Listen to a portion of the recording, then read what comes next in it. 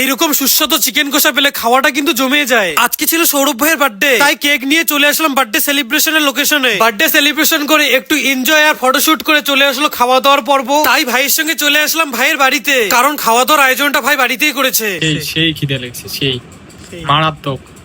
ভাই তো আমার মনের কথাটা বলে দিল, তাই আর দেরি না করে বসে পড়লাম পেট পূজা করতে। প্রথমে চলে আসলো সাদা ভাত আর মিক্স সবজি, তার সঙ্গে পাপড় ভাজা। ভাতের সঙ্গে সবজিটা মিক্স করে খাওয়াটা শুরু করে দিলাম, তার সঙ্গে পাপড়টা মুখে এন্ট্রি করে দিলাম। সত্যি মিক্স সবজিটা হয়েছে দারুণ টেস্টি। তারপর মুসুর ডালের পালা, আবার ডাল দিয়েও মন শান্তি করে খেলাম। তারপর চলে আসলো সেই লোভনীয় চিকেন কষা। আর খেতে বসে বার্থডে বয়ের ভিডিও করবো না তা কখনো হয়? আর এইদিকে সব ভাইরাই তো জমিয়ে খাচ্ছে। চিকেন কষাটা দিয়ে ভাত মেখে মুখে দিতে টেস্টে ব্লাস্ট করে দিল। সত্যি কাকিমুনির হাতের রান্নার কোনো জবাবই নেই। আসলে চিকেন কষাটা এত টেস্টি হয়েছে বলে আমি এত বড় সাইজের 5 বাটি চিকেন কষা খেয়ে ফেলেছি। তাহলে তোমরা সবাই কমেন্টে বলো কাকিমুনির হাতের রান্নার খাওয়া দাওয়ার ভিডিও আরেকটা করবো নাকি? তাহলে তোমরা সবাই করে দাও সাবস্ক্রাইব। আমি আর এক বাটি চিকেন কষা খেতে থাকি। Bye bye.